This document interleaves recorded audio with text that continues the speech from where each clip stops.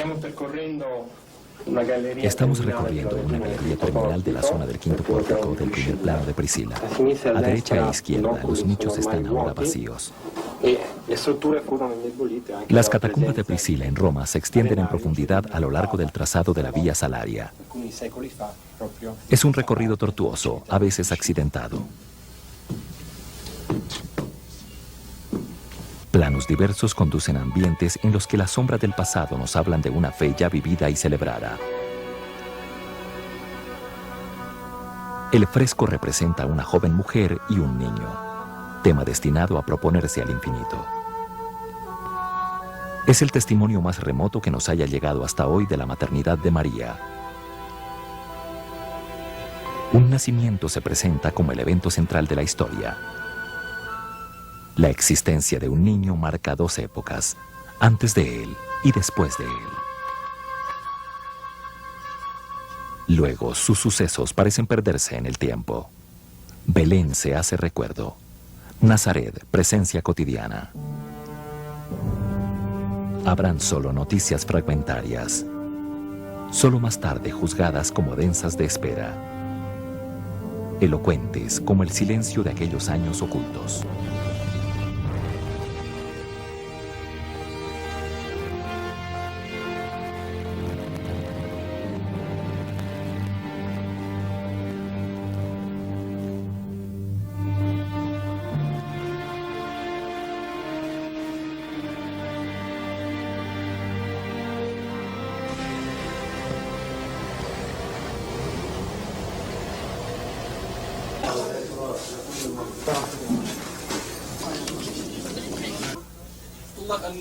En el mercado se puede encontrar de todo, desde frutas a vestidos y desde collares hasta drogas.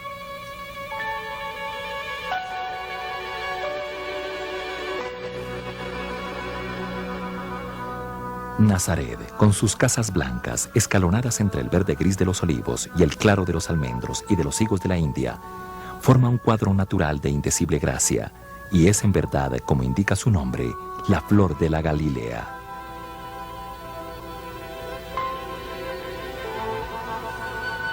El anterior texto de la guía está, sin duda, desactualizado. Nazaret es hoy diferente en todos los aspectos.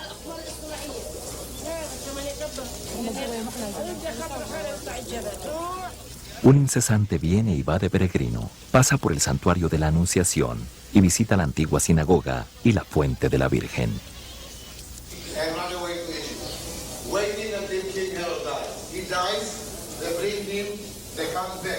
Ciertamente, el significado original del nombre de la pequeña ciudad, La Florecida, ya no le va más. Pero el itinerario de la memoria, atestiguado por las escrituras y transmitido por las crónicas de los peregrinos de los primeros siglos, permanece vivo y recibe continuo vigor con el paso del tiempo. Lo antiguo y lo moderno coexisten. La arquitectura reciente se mezcla con lo poco que queda del pequeño pueblo de Galilea, donde Jesús pasó la mayor parte de su vida. Se sigue respirando el signo indeleble de los años vividos por María y José, de la misteriosa visita destinada a cambiar la existencia de una joven mujer, de la tierra que movió a un Galileo de nombre Jesús para ir a bautizar y ser bautizado.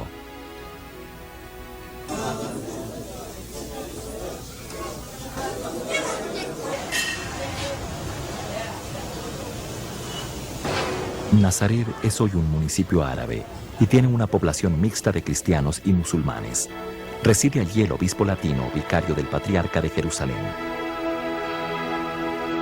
Las comunidades religiosas compiten por tener allí una casa.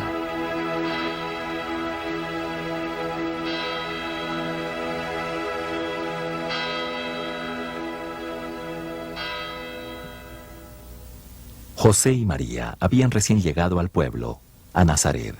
Jesús estaba con ellos.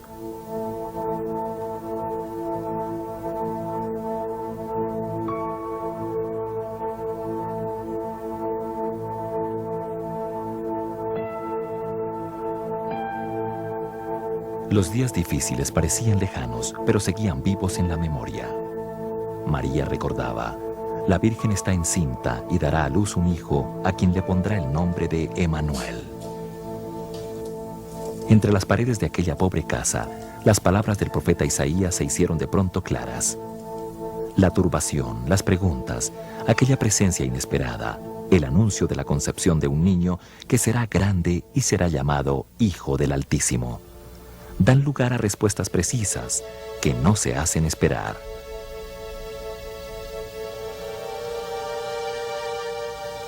Aquí está la esclava del Señor, que me suceda como tú dices. Era lo único que podía decir con el impulso de su juventud, a quien le prometía la sombra protectora del Altísimo. María, una virgen que no conocía varón, dará a luz a un hijo destinado a salvar al pueblo de sus pecados. La pequeña casa, el pozo, los familiares, los pocos animales se dejaban ahora para cumplir con una orden civil. Pero por poco tiempo había pensado con José su esposo, solo el tiempo necesario para ir de Galilea a Judea, a la ciudad de David llamada Belén, para dar sus nombres.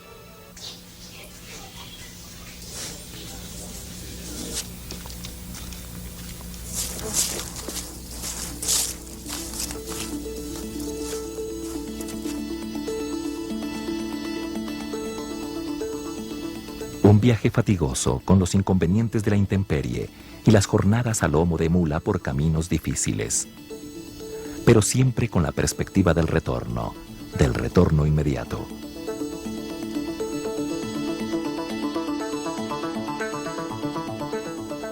Nazaret, ¿cuánto tiempo permaneceremos lejos?, repetía María.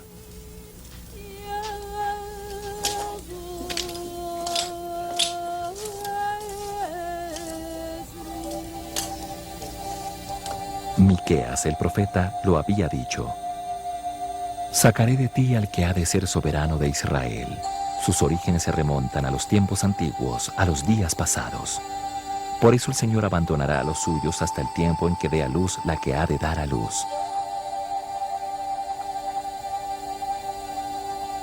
Vivirán seguros porque extenderá su poder hasta los extremos de la tierra, recordaba María.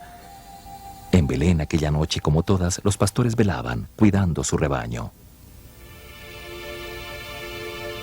Pero no iba a ser una noche como todas.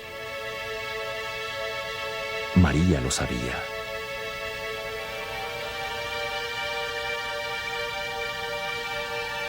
La profecía de Isaías resonaba en el aire. Un niño nos ha nacido, un hijo se nos ha dado. Sobre sus hombros descansa el poder. Y su nombre es Consejero Prudente, Dios Fuerte, Padre Eterno, Príncipe de la Paz. Grandes serán sus dominios, y la paz no tendrá límites. Os anuncio una gran alegría, que lo será para vosotros y para todo el pueblo. Encontraréis un niño envuelto en pañales y acostado en un pesebre. Había dicho una voz despertando de inmediato a los pastores y haciéndolos acudir. Todo estaba escrito.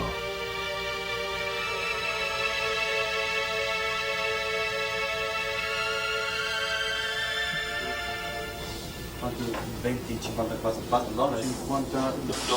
grazie. Vuole cartale così. En torno a la plaza de Belén, todos los negocios ofrecen más o menos las mismas cosas. El que vende comprende de inmediato de dónde llega el comprador y se adecúa con las palabras y con los precios. El lugar del nacimiento está allí a 2 pasos. Basta entrar en la Basílica de la Natividad a través de una pequeña puerta, pasar por el interior majestuoso de 5 naves, dar una ojeada a las columnas monolíticas de piedra rosada y al techo imponente de vigas descubiertas y llegar a la gruta.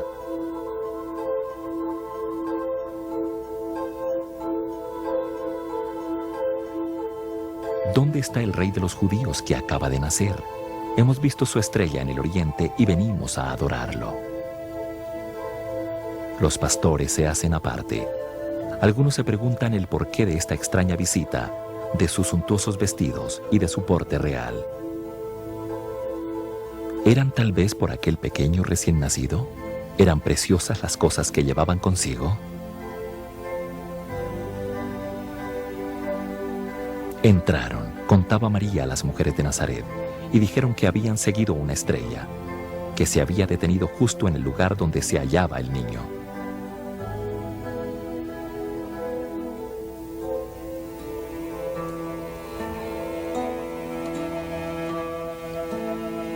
La gente escuchaba, lo adoraron y luego abriendo sus cofres le ofrecieron oro, incienso y mirra.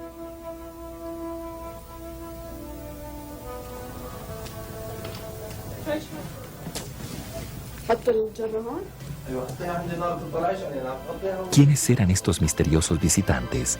¿Personajes que buscaban la verdad? ¿Filósofos, astrónomos, astrólogos? ¿Sabios provenientes de Persia, de Arabia o del Jordán? Vinieron de Oriente siguiendo una estrella, repetía María. Una estrella sale de Jacob, un cetro surge de Israel.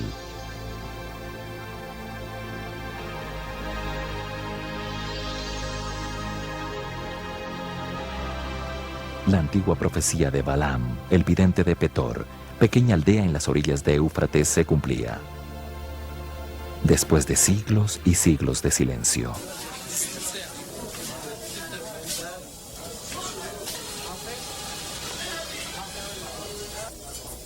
El camino de Belén a Jerusalén es corto. Atravesados los muros, entraron a la ciudad por uno de sus muchos accesos. Tal vez la puerta del valle, o la de las ovejas, o la de Efraín.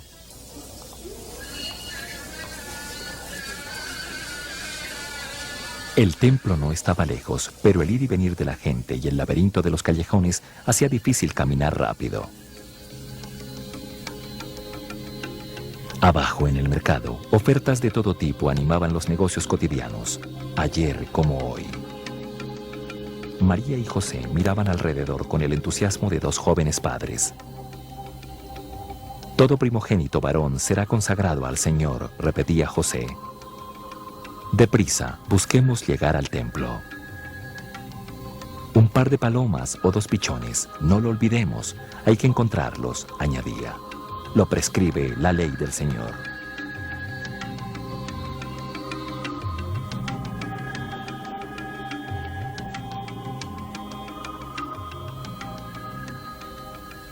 Los ritos se desarrollaron según la costumbre. El día octavo será circuncidado el niño. Circuncidaréis la carne de vuestros prepucios, y esa será la señal de mi alianza con vosotros, dijo Dios a Abraham. Y en cuanto a la mujer, cumplidos los días de su purificación, presentará ante el sacerdote a la entrada de la tienda del encuentro un cordero de 1 año como holocausto y un pichón o una paloma como sacrificio de expiación.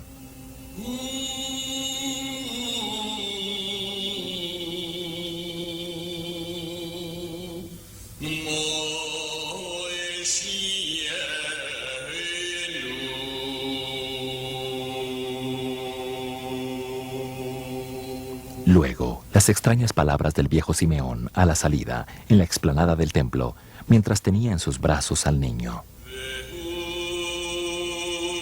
Ahora, Señor, según tu promesa, puedes dejar que tu siervo muera en paz.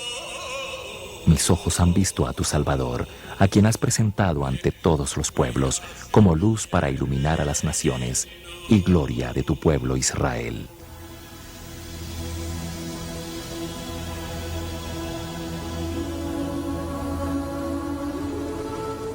Y también las alabanzas pronunciadas por Ana, ya muy anciana, que no se apartaba del templo, dando culto al Señor día y noche con ayunos y oraciones.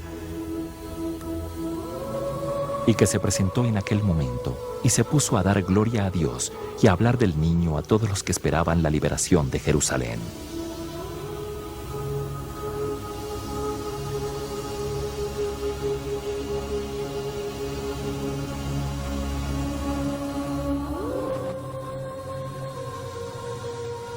María estaba allí y no se asombraba, guardando todas estas cosas en su corazón.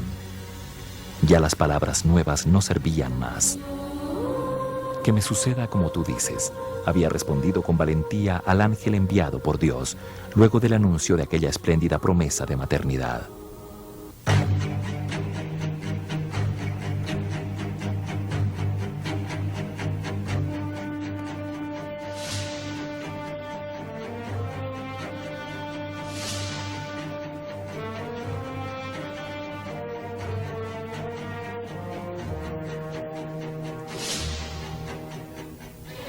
En todo lugar, aún hoy, su nombre infunde respeto. Se lo comprende por los testimonios arquitectónicos, huellas de un pasado fastuoso y potente que hablan de él, de Herodes el Grande. Recuerdo del poder y de la violencia de un hombre en el que se entremezclaban cálculo político, amor pasional y obsequio al poder de Roma.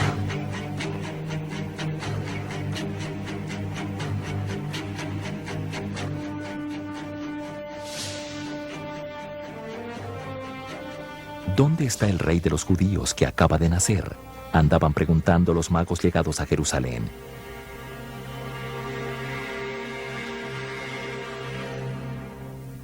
Y el rey Herodes se alarmó.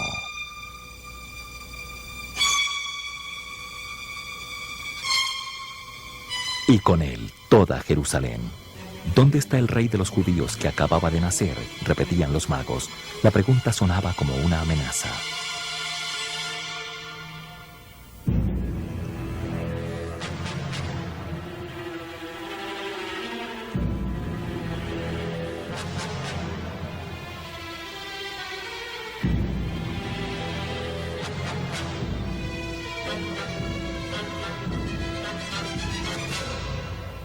La solución será cruenta.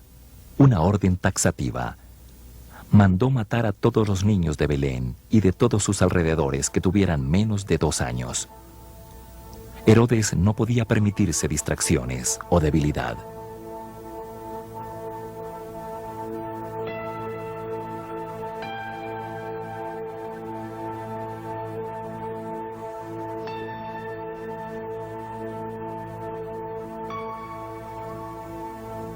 Se trataba de un niño nacido en una gruta. Había sido acogido con amor por gente pobre como él. Lo había anunciado una estrella. ¿Por qué todo esto, Herodes?, repetía la madre.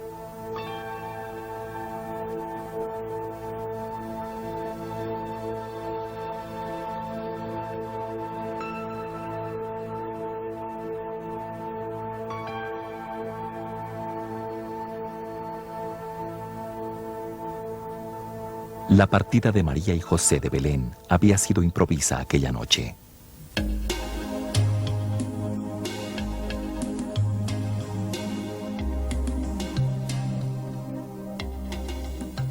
En la quietud de Nazaret, los contornos de Egipto ahora se veían esfumados. El viaje había sido ciertamente fatigoso, sobre todo por la escasez de agua. A María y a José les era suficiente huir y dejar el país lo más pronto. Las posibilidades eran diversas, pero escogieron el camino que conducía a Hebrón, casi 30 kilómetros al suroeste de Jerusalén. Una breve pausa y de nuevo en camino, hacia Berseba, al margen del desierto del Negev. 50 kilómetros más a lo largo del camino que bordea el Mediterráneo. Después de esto, Egipto estaría a su alcance.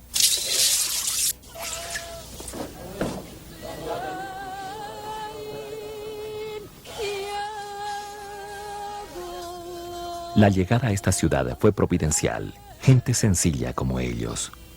Una pequeña familia de prófugos.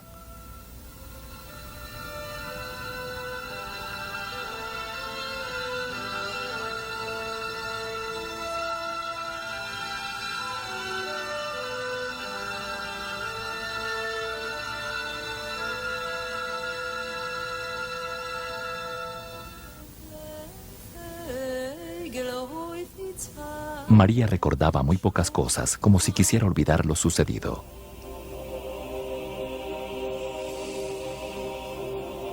El holocausto de aquellos niños que habían pagado con el martirio. Su edad inocente ilumina la historia con un resplandor siniestro.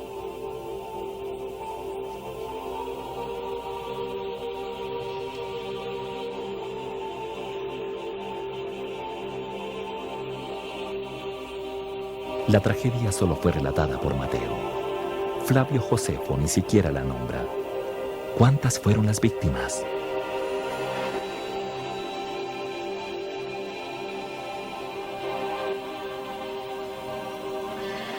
Jesús, mientras tanto, crecía y se fortalecía llenándose de sabiduría, y la gracia de Dios estaba con él.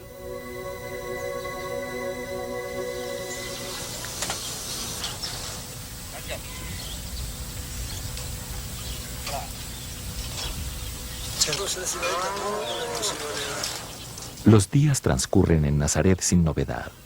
Los hombres trabajan en el campo, si cuentan con un pedazo de tierra para cultivar o se dedican a actividades artesanales.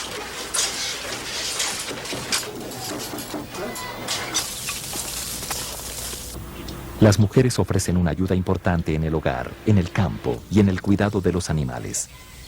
El núcleo familiar está cimentado sobre tradiciones religiosas que salvaguardan su unidad y armonía.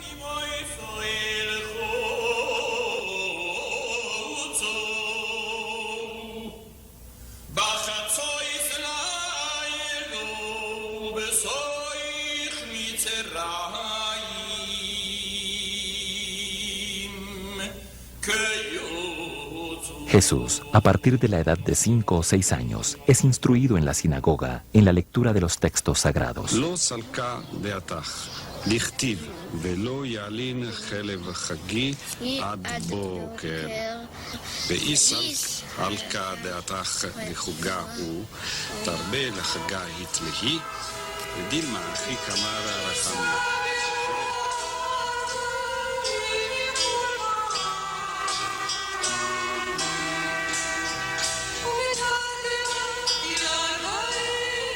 Escribía Flavio Josefo: si uno de nosotros es interrogado acerca de la ley, está listo a recitarla con mayor facilidad que su propio nombre. En efecto, la aprendemos apenas comenzamos a tener uso de razón y la llevamos como impresa en el alma.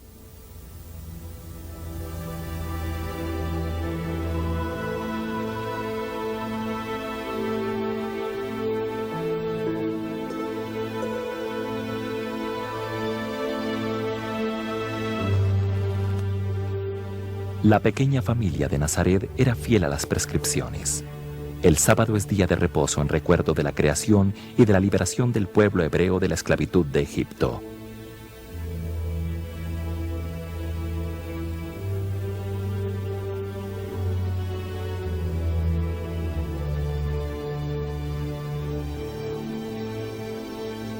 José, a la vigilia, abandona los instrumentos. María cocina con anticipación los alimentos del sábado. La luz permanece encendida toda la noche para iluminar en la mañana siguiente cuando se debe ir a la sinagoga. Observa el sábado, santifícalo como el Señor tu Dios te lo ha mandado. Trabajarás 6 días y en ellos harás tus tareas, pero el séptimo es día de descanso consagrado al Señor tu Dios. No harás en él trabajo alguno, ni tú, ni tu hijo, ni tu hija, ni tu esclavo, ni tu esclava, ni tu buey, ni ninguno de tus animales. Recuerda que fuiste esclavo en el país de Egipto y de que el Señor tu Dios te sacó de allí con mano fuerte y brazo poderoso. Por eso el Señor tu Dios te manda a observar el sábado. Proclama el sacerdote a la gente que acude.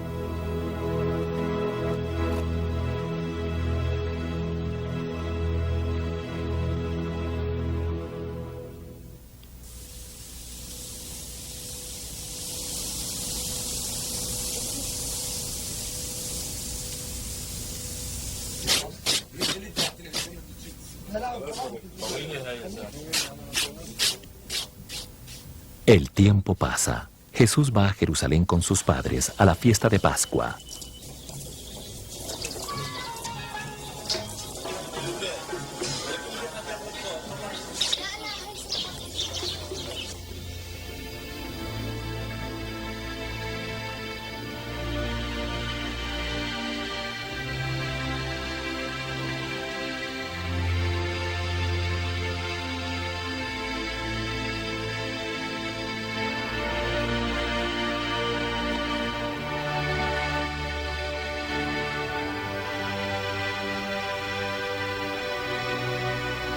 Tiene 12 años. En el templo, todos los que le oían estaban sorprendidos de su inteligencia y de sus respuestas. ¿No sabíais que debo ocuparme de los asuntos de mi padre? Responde a María, que le pide la razón de su larga ausencia.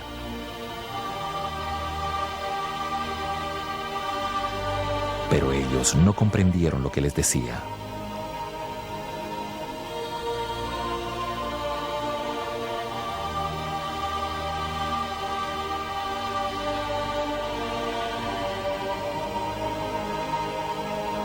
Luego, nada más, el hijo de María y José madura en el silencio su propia historia.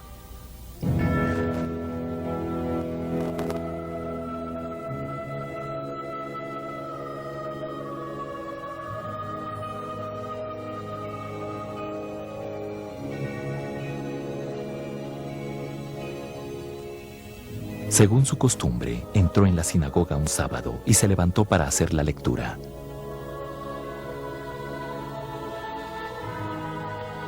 Le entregaron el libro del profeta Isaías y al desenrollarlo encontró el pasaje donde está escrito: El Espíritu del Señor está sobre mí, porque me ha ungido para anunciar la buena noticia a los pobres. Me ha enviado a proclamar la liberación a los cautivos, a dar vista a los ciegos, a libertar a los oprimidos y a proclamar un año de gracia del Señor.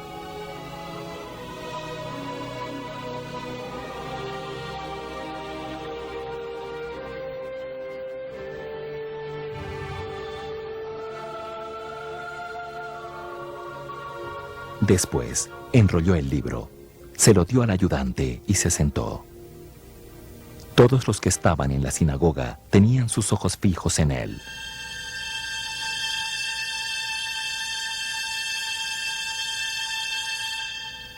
Y comenzó a decirles: Hoy se ha cumplido ante ustedes esta profecía.